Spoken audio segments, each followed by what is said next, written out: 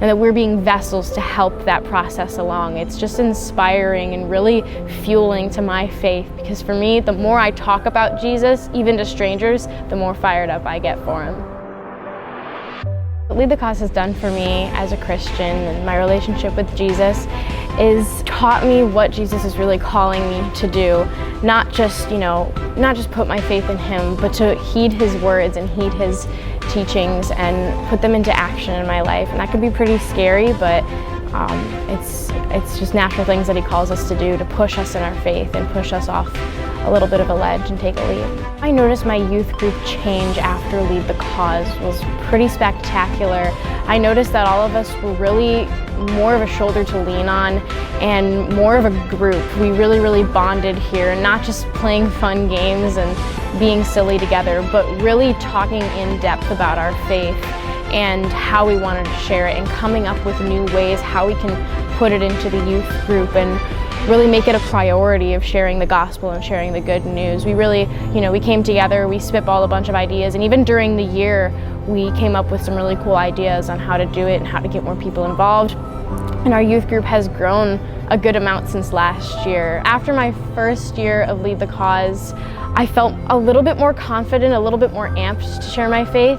And I took that leap by texting one of my friends, Jake, while I was here. And it was pretty scary, but I started a conversation and he seemed really interested, and he put his faith in Christ over text while we were here. But after my second year, I feel like it's becoming more second nature to me to share my faith. Not this kind of scary thing that I'll do sometimes if I feel comfortable, but a thing that I'm drawn to do, that I'm excited to do, just like Jesus did. When you have good news, you want to share that good news, and I feel like I have really good news that I want to share with everyone now. My first year at Lead the Cause, they give us a bunch of dares to do throughout the week, and one of the dares was to text a friend back home and share the gospel, start a gospel conversation, just spark it. And I had 3 people in my cause circle, but the one that I felt most led to at that moment was my friend Jake. We'd known each other for a long time, but never really talked in depth about our beliefs or anything like that. And so I just asked a simple question of, hey, weird question, but do you go to church anywhere? And it was kind of miraculous, because he sent back like this really long paragraph about what he believed and what he thought, what he wanted to believe, and what other people have told him. And it was just kind of like a gateway to answer questions. And I first asked him, have you ever heard the gospel message? And he said, not very clearly. And I said, well, would you mind if I shared? And he said, not at all. And so I gave him the gospel message on what I believed, and he said, yeah, that he'd heard it before, but it wasn't as clear as it had been in that moment.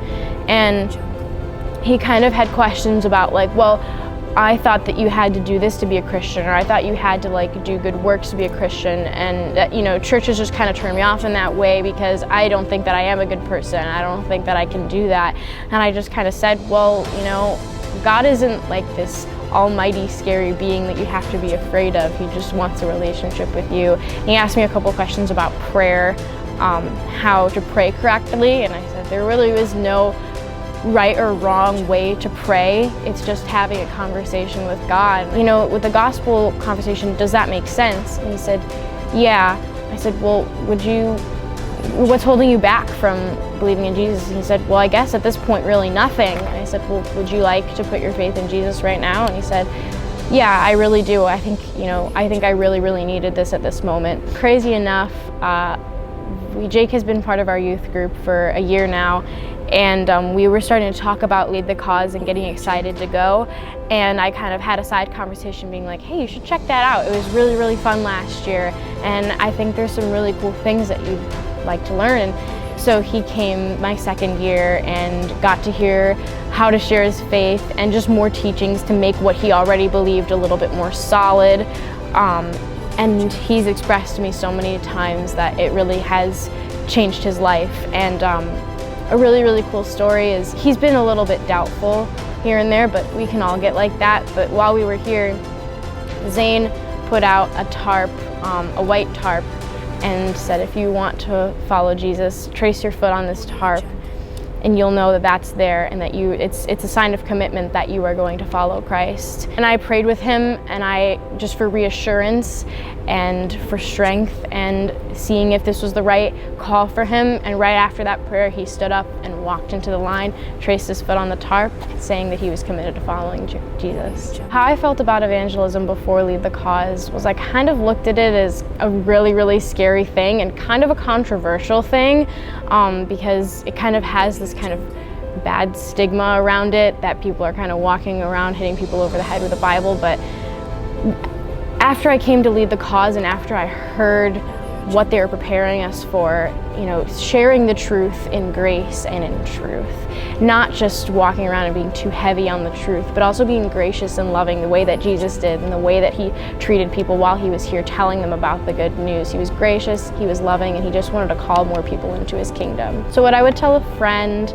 about coming to Lead the Cause is that you really should consider it. Sure, evangelism can be really scary and something that you feel like is pretty difficult to learn, or that there's a special way on how to do it, but you'll find that it's remarkably simple, and the conversations that you have with people you'll remember for the rest of your lives. You'll remember their names, you'll remember their experiences and what they say, and it gives you fuel to pray for them even more. And I think my first year we saw 3 people come to Christ, and just so many gospel conversations, and just walking around the city and seeing people spread the good news, and knowing that God is softening people's hearts, he's planting a seed, and that we're being vessels to help that process along. It's just inspiring and really fueling to my faith, because for me, the more I talk about Jesus, even to strangers, the more fired up I get for him.